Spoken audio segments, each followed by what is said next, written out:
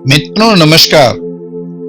आज गीता सत्संग में हम लोग गीता के आलोक में महामना का जीवन और प्रेरणा विषय पर वार्ता करेंगे। तो आइए पहले महामना मदन मोहन मालवीय जी के बारे में जानते हैं। महामना मदन मोहन मालवीय एक महान भारतीय शिक्षाविद, स्वतंत्रता सेनानी और पत्रकार थे। उनका जन्म 25 दिसंबर 1861 को प्रयागराज इलाहाबाद में हुआ था। उन्होंने अपनी शिक्षा प्रयागराज और कलकत्ता में पूरी की। मालवीय जी ने अपनी पत्रकारिता की शुरुआत इंडियन यूनियन और हिंदुस्तान जैसे अखबारों से की। उन्होंने शिक्षा के क्षेत्र में भी महत्वपूर्ण योगदान दिया और बनारस हिंदू विश्वविद्यालय की स्थापना में महत्वपूर्ण भूमिका निभाई। उनका राजनीतिक जीवन, वे भारतीय राष्ट्रीय कांग्रेस में सक्रिय भूमिका निभाई थी और स्वतंत्रता आंदोलन में भाग लिया था। उन्होंने कई बार कांग्रेस के अध्यक्ष पद पर भी कार्य किया।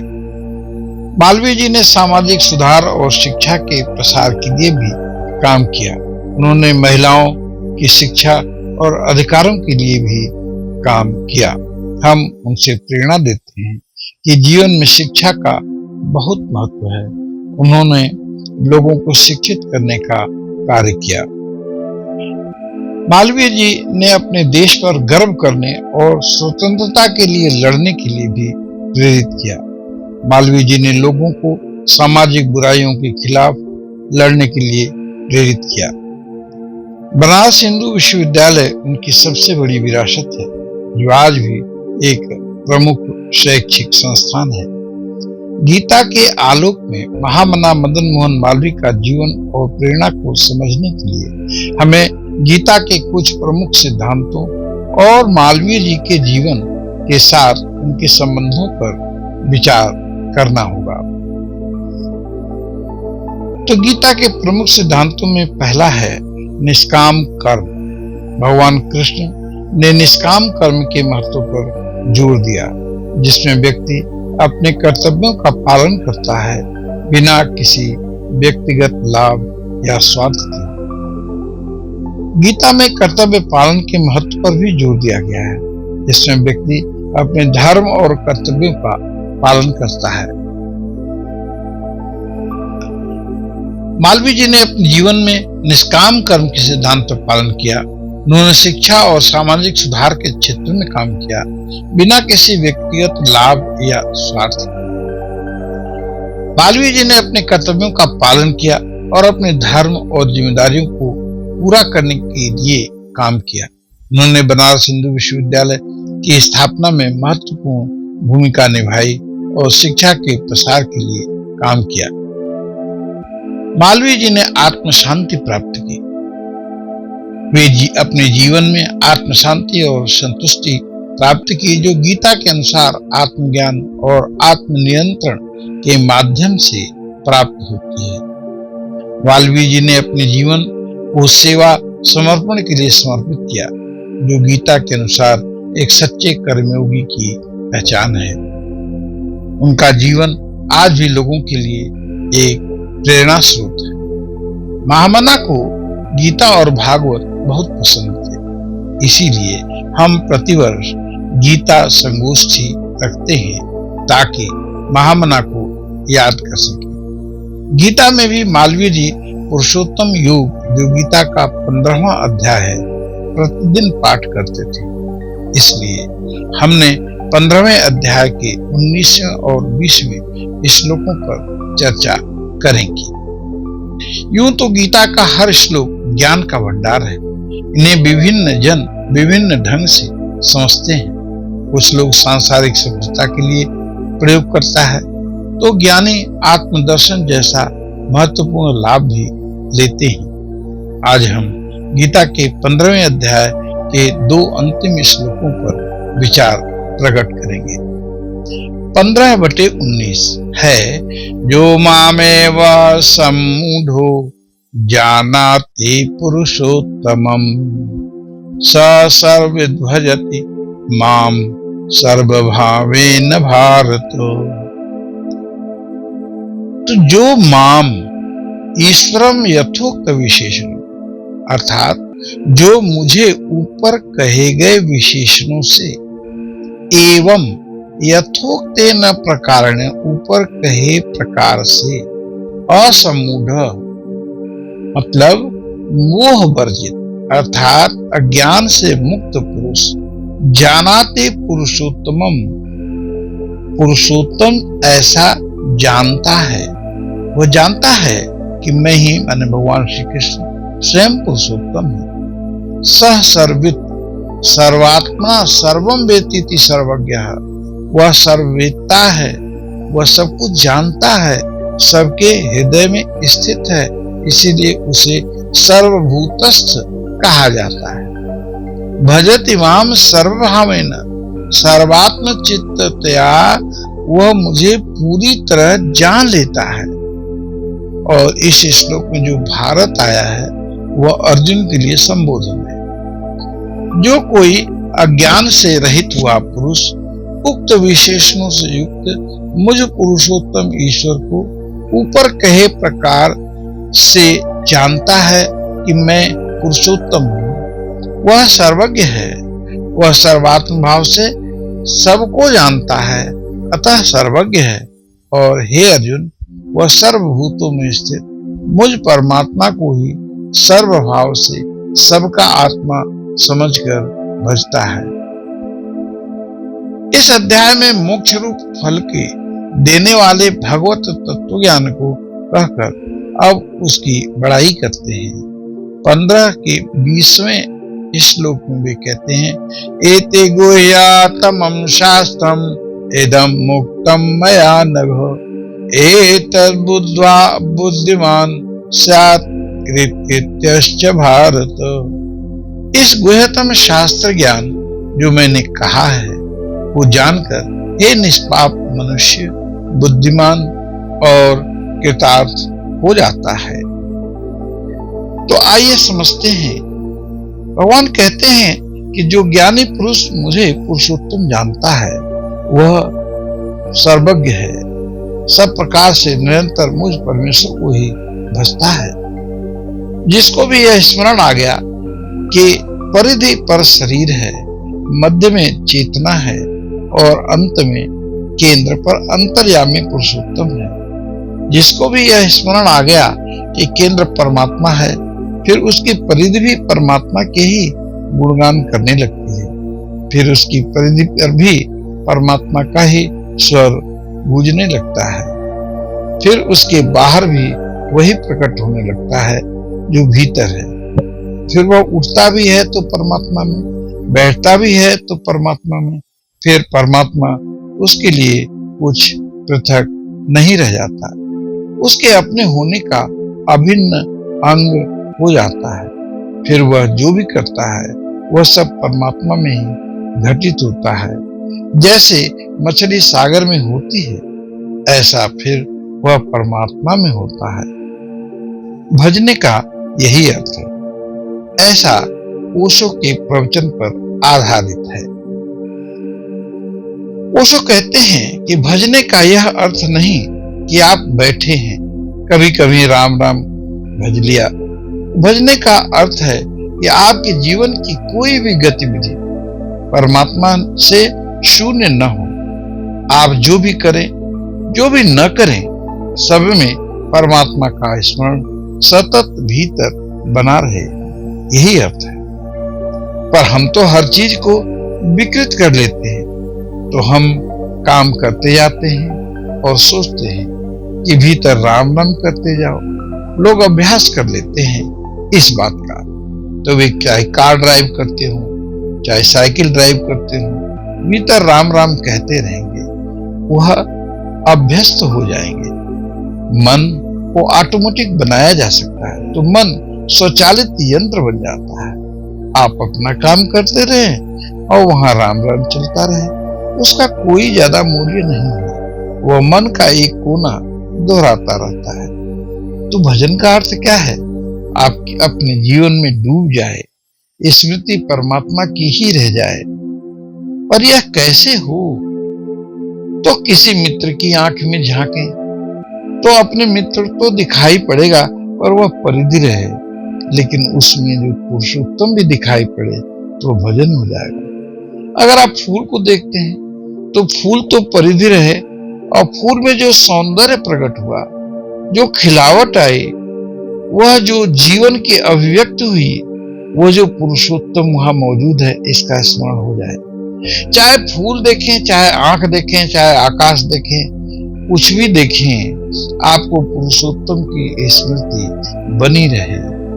तो सिय राम में सब जग जानी का भाव हो जाए। फूल के अनुभव में पुरुषोत्तम का अनुभव मौजूद रहे। भोजन करें तो पुरुषोत्तम का अनुभव करें, स्नान करें तो पुरुषोत्तम का अनुभव करें। लोग नदी में स्नान करने जाते हैं तो वहां सर्दी के दिन मान लो हैं तो वो ज्यादा भजन करते हैं, राम राम जय जय शिव शंकर। पानी में ठंड लगती है तो भुलाने के लिए वे जोर से भगवान का नाम लेते हैं। इधर मन भगवान के नाम में लग जाता है। एक डुबकी लगाई, बाहर निकल आए, फिर वे भगवान का नाम नहीं लेते। जैसे ही बाहर हुए वो भूल गए। जैसे आप अकेले गली में जा रहे हैं तो सीटी बजाए, उससे लगता है कि आप अकेले नहीं हैं। सीटी सुनाई पड़ती है, अपनी ही सीटी। और जो धार्मिक लोग नहीं हैं वे फिल्मी गाना गाकर भी बाथरूम स्नान कर लेते हैं, इसमें भी फर्क नहीं पड़ता। तो भजन का अर्थ कोई शब्दों से राम की स्मृति नहीं है। भगवान को अनुभव में जानना है, अनुभव से पलायन करके नहीं, उससे बचना नहीं है, उससे भागना नहीं। जैसा भी जीवन है, जहां भी जीवन ले जाए, वहां मेरी आंख परिधि पर ही न रहे, केंद्र पर सदा पहुंचती रहे। जो भी मैं देखूं उसमें मुझे केंद्र की प्रतीति बनी रहे। वह धारा भीतर बहती रहे कि पुरुषोत्तम मौजूद है। ऐसी अगर प्रतीति हो जाए तो आपका पूरा जीवन भजन हो जाएगा। वह सर्वज्ञ पुरुष सब प्रकार से निरंतर मुझे परमेश्वर को भजता है। एक दफा कहा राम और दूसरी बार फिर कहा राम, तो बीच में खाली जगह छूट गई, तो निरंतरता तो नहीं हो पाती। फिर कब तक कहिएगा? जब तक चेतना रहेगी, नींद लग जाएगी तो रह जाएगा। तो निरंतर तो तभी हो सकता है कि जो भी हो रहा है उसी में हो रहा है, उसी परमात्मा में हो रहा है, इसका अंदर से भान हो जाए। जो अपकार कर रहा है अगर उसमें भी पुरुषोत्तम दिखता है तो भजन निरंतर हो सकता है। और जो राम राम के बीच में खाली जगह छूट जाती है, उस खाली जगह में भी पुरुषोत्तम दिखे, तभी पुरुषोत्तम निरंतर हो सकता है। और जब तक भजन निरंतर न हो जाए, कंटिन्यूअस न हो जाए, सतत न हो जाए, तब तक ऊपर ऊपर है, चेष्टित है, तब तक वो हमारी सहज आत्मा नहीं बनी है। तो हे निष्पाप अर्जुन, ऐसे यह अति रहस्यमय और रहस्ययुक्त गोपनीय शास्त्र मेरे द्वारा कहा गया। इसको तत्व से जानकर मनुष्य ज्ञानवान और कृतार्थ हो जाता है। ध्यान दीजिए, तो अर्जुन को गीता में भगवान ने कई बार निष्पाप कहा है, क्योंकि यह सनातन की धारणा है और बड़ी मूल्यवान है। निष्पापता हमारा स्वभाव है, उससे वंचित होने का उपाय नहीं है।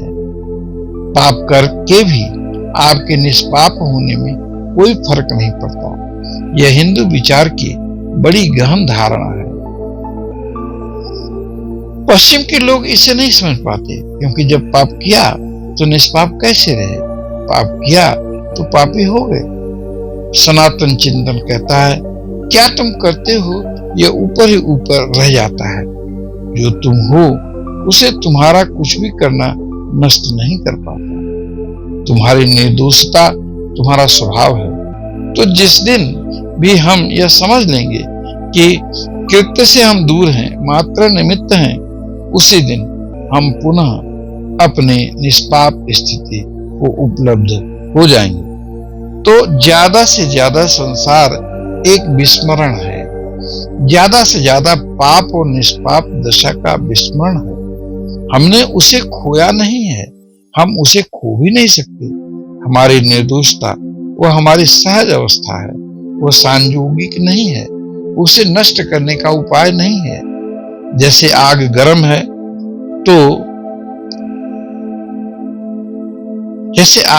है तो हम निष्पाप हैं। चेतना का निष्पाप होना धर्म है।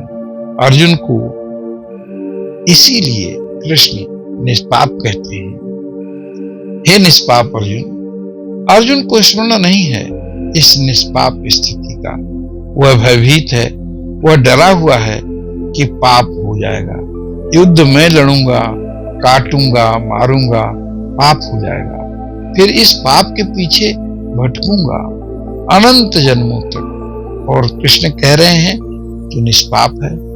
जैसे कोई व्यक्ति पहली परत से पीछे हटेगा, वैसे ही निष्पापता की धारा शुरू हो जाएगी और तीसरी परत पर सब निष्पाप हैं। इसे ऐसे समझिए कि पहली परत पर सभी पाप हैं, यानी शरीर के परत पर सभी पाप हैं, वह शरीर का स्वभाव है।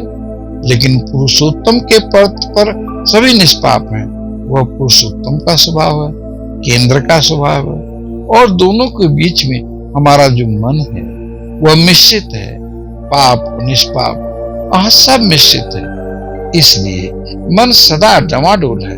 वह सोचता है कि ये करूं कि नहीं करूं, पाप होगा कि पुण्य होगा, अच्छा होगा कि बुरा होगा।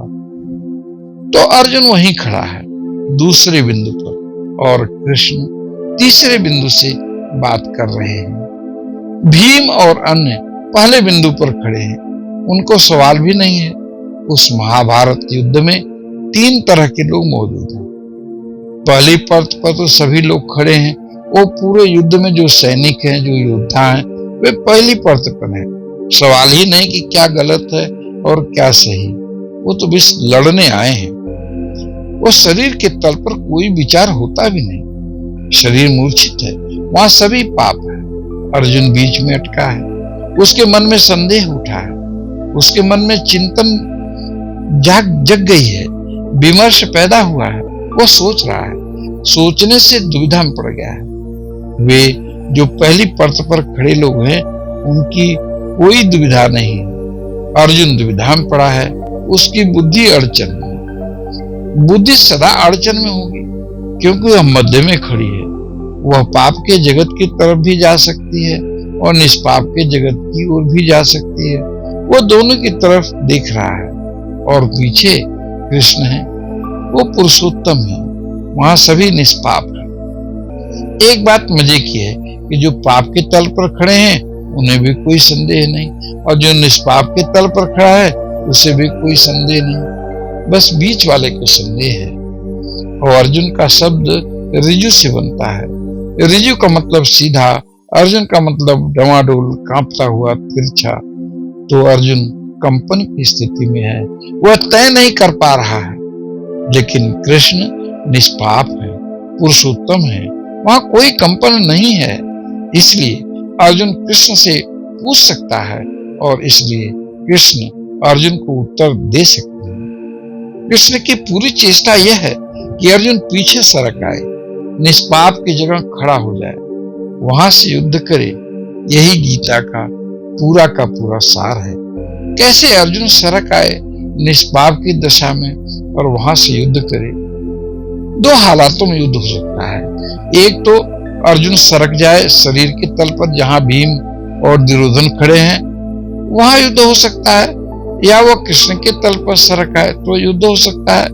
पहले तल पर सरक जाए तो युद्ध साधारण होगा, जैसा रोज होता है। तीसरे तल पर सरक आए तो युद्ध असाधारण होगा, जैसा कभी कभी होता है। सदियों में कभी कोई एक आदमी तीसरे तल पर खड़े होकर युद्ध में उतरता है, और अगर वह बीच में खड़ा है तो कुछ भी नहीं कर पाएगा, युद्ध होगा ही नहीं। वह सिर्फ दुविधा में नष्ट हो जाएगा, वह संदेह में डूबेगा और समाप्त हो जाएगा। अधिक लोग संदेह में ही डूबते उतराते रहते हैं। हे निष्पाप अर्जुन, ऐसे यह अति रहस्यमय गोपनीय शास्त्र मेरे द्वारा कहा गया, इसको तत्व से जानकर मनुष्य ज्ञानवान और कृतार्थ हो जाता है, लेकिन जानकर, सुनकर नहीं। क्योंकि सुन तो अर्जुन ने लिया, अगर सुनकर ही होता तो अर्जुन कहता कि बात खत्म हो गई, मैं कृतार्थ हो गया। सुन लिया, हमने भी सुन लिया, आपने भी सुन लिया, लेकिन जो कृष्ण कहते हैं कि तत्व से जानना, बस वही नहीं हो पाता। जब अर्जुन ऐसा स्वयं जान ले, जब यह उसकी अनुभूति बन जाए, जब उसकी प्रतीति हो जाए, जब वह कह सके हाँ पुरुषोत्तम मैं हूं, तो कृतार्थ हो जाता है। तो फिर जीवन में अर्थ आ जाता है, फिर प्रत्येक क्रिया अर्थवान हो जाती है। फिर व्यक्ति जो भी करता है सभी में फल और फूल लग जाते हैं। फिर व्यक्ति जो भी जिस भांति भी जीता है, सभी तरह के जीवन से सुगंध आने शुरू हो जाती है। उस व्यक्ति में पुरुषोत्तम के फल लगने शुरू हो जाते हैं और पुरुषोत्तम के फूल भी आने शुरू हो जाते हैं। तो कृष्ण कहते हैं, इस रहस्यमय गोपनीय शास्त्र को मैंने तुझसे कहा। यह रहस्यमय तो बहुत है और गोपनीय भी है। तो आइए समझते हैं रहस्यमय क्यों है। यह इसलिए कि जब तक आपने नहीं जाना, इससे बड़ी कोई पहेली नहीं हो सकती कि पाप करते हुए कैसे निष्पाप, संसार में खड़े हुए कैसे पुरुषोत्तम, दुख में पड़े हुए कैसे अमृत का धाम। इससे ज्यादा पहेली और क्या हो।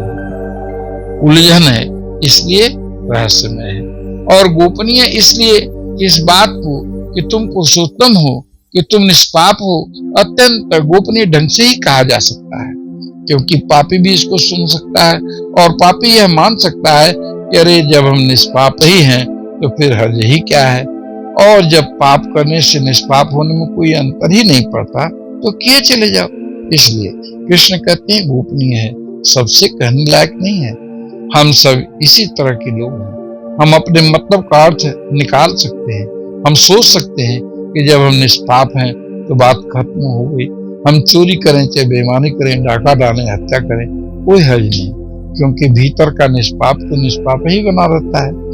पुरुषोत्तम को तो कोई अंतर पड़ता नहीं। इसलिए बात गोपनीय है, उन्हीं से कहने योग्य है जो सोचने को, बदलने को तैयार हुए हो। उन्हीं को समझाने योग्य है जो उसे ठीक से समझेंगे, जो उसे सम्यक रूपेण समझेंगे। जो उसका विपरीत अर्थ निकालेगा वह नष्ट अपने को कर लेगा, क्योंकि सभी कुंजियां ज्ञान की खतरनाक है। उनसे आप नष्ट भी हो सकते हैं। जरा सा गलत उपयोग और जो अग्नि आपके जीवन को बदलती है, वही अग्नि आपको भस्मीभूत भी कर सकती है। इसलिए कृष्ण कहते हैं यह गोपनीय है, शास्त्र रहस्यमय है, क्योंकि जब तक तुम अनुभव न कर लो तब तक यह पहेली बना रहेगा। और इसको तत्व से जानकर ही मनुष्य ज्ञानवान और कृतार्थ हो जाता है। सुनकर नहीं, समझकर नहीं, अनुभव करके। और यदि रंच मात्र भी यह बात आपकी समझ में, हमारी समझ में आ जाए तो हमारा जीवन सार्थक हो जाएगा। तो हम अपनी वाणी को यही विश्राम देते हैं। आइए भगवान का नाम लेते हैं। हरे ही ओम तत्सत, हरि ही ओम तत्सत, हरि ही ओम तत्सत। आप सभी को बहुत बहुत धन्यवाद, प्रणाम।